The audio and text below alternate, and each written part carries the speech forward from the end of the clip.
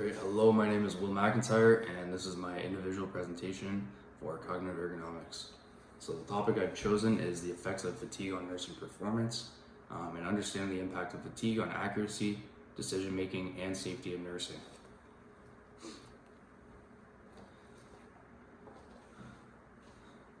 Fatigue in nursing can cause an impact on a multitude of variables. Some of these concerns include decision making, error rates, and patient safety. In order to protect our nurses and patients from errors or issues in the medical setting, it is important to address the overall physiological and mental state of the professional. In this presentation, the impact of fatigue on nurses will be analyzed, and the results will be interpreted to follow for a great understanding of how to correct these issues. Simulation-based learning has shown a large positive impact in multiple areas in nurse performance. Some of these areas include enhancing clinical judgment, building confidence, improving long-term memory retention, and enforcing evidence-based practice. The first study reviewed showed the impact of simulation-based learning on nursing decision-making ability. Through simulation-based learning, nursing students were able to practice their skills in a controlled and generally risk-free environment. This risk-free approach allowed for enhanced critical thinking through the cognitive acquisition of analysis and interpretation of repeated practice of skills. Furthermore, the study suggests that nurses who practice through these parameters showed increased strength in neural pathways. The second study reviewed the examining relationship between nurse fatigue, alertness, and medication errors. A direct correlation between shift length and fatigue showed the effect on general performance. Approximately 55% of nurses working a 12-hour shift reported high fatigue levels, compared to about 30% working an 8-hour shift. In addition to this, fatigue risk was increased up to 3.5 times higher for night shift workers. These increased levels of fatigue may cause the brain to regulate integral processes such as critical thinking and awareness in order to maintain homeostasis.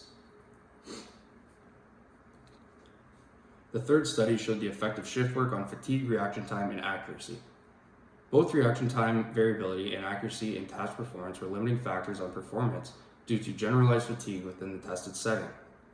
Nurses working night shifts and long shifts showed a decrease in reaction time by 20 to 30%, while nurses on rotation showed that reaction times remained impaired up to 24 hours after a day off. Accuracy in tasks including administration of medication and patient assessment performance were hindered due to unfavorable shift time and duration. The fourth study showed contributors to fatigue and medication administration errors among nurses. Sleep quality and duration were the most compelling findings of this study. Nurses reporting insufficient sleep, less than 6 hours per night, performed with a significantly higher amount of error. A 24% medication error rate was seen in nurses suffering from the lack of sleep, double that of their well-rested counterparts. Nurses working rotation and night shifts showed a negative impact on cognitive performance and reaction time, ultimately leading to inaccuracies in administration and assessments. The fifth study was on the effectiveness on current approaches to workplace stress management in the nursing profession. The purpose of this study was to analyze common workplace stress management interventions for nurses. Cognitive behavioral therapy reduced cognitive fatigue in nurses by 40 to 50%, alongside physical activity and exercise programs, which led to a 30% decrease in stress levels. This combination proved to be the most effective multi-step intervention in the reduction of mental fatigue and stress on practicing nurses. The sixth study reviewed time management and self-leadership in a clinical setting. Burnout prevention was the main conflict of interest in this article. A direct correlation between error rates and task inefficiency was associated with the lack of work-life balance. With a lack of allocation of time to their outside life, nurses showed a significant increase up to 30% in burnout and fatigue in the workplace. With a proper balance between the clinical setting and their life outside of work, nurses were able to increase task completion by up to 20%.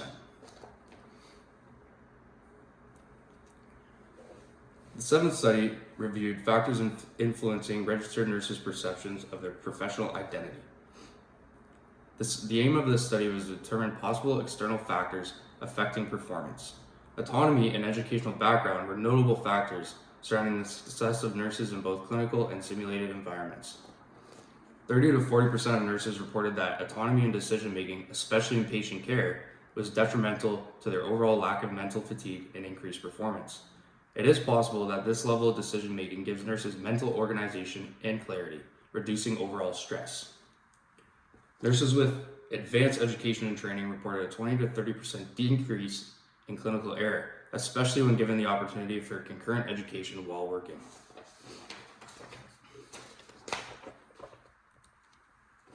The 8th study focused on nurse and patient injuries. Working conditions are one of the most integral factors in the performance of nurses. Antecedents such as injury rates increased by over 35% when nurses were responsible for a larger number of patients, correlating with increased patient injury rates, such as medication error and falls in patients. When staffing ratios reached a 1 to 6 nurse to patient level, a 50% increase in error was observed. Possible explanation for the increase in error is the sustained activation of the autonomic nervous system caused by prolonged stress. The 9th study reviewed the effects of circadian rhythmicity and time awake on a simple motor task. The research in this study found that peak performance, an increase of 20% in performance, typically occurs between the hours of late morning to early afternoon. Reaction time and accuracy were decreased by 15 to 25% in the early morning and late evening, showing evidence that time of day greatly impacts performance. After about 16 hours of wakefulness, nurses may sustain a 10 to 15% decrease in reaction time compared to their counterparts running at half of that time. The 10th study focused on patient demographic and socioeconomic characteristics. Overall, the focus of this study was to show the limitations that patient demographic place on the mental well-being of nurses. Race and ethnicity had the highest effects on stress within a clinical setting, with both language and cultural barriers having a large impact.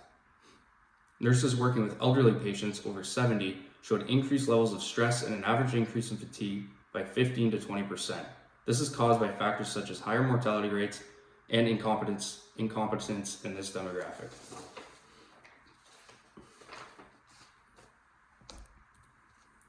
How do the studies compare? After gathering and analyzing the literature from the various studies conducted in this presentation, a general consistency in the aspect on the effects of fatigue on performance was found. In general, the negative fatigue-inducing factors included shift length and timing, time awake, work overload, and cultural and ethnic barriers.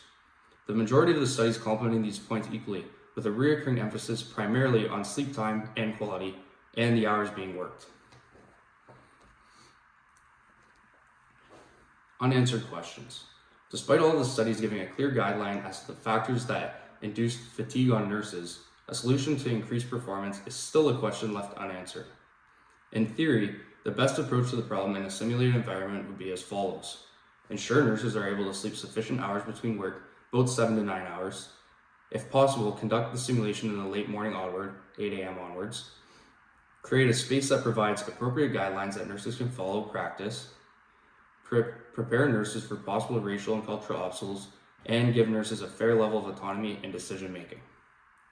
With these guidelines in place, a high probability of a reduction in fatigue and overall increase in performance will occur. And there is my reference list.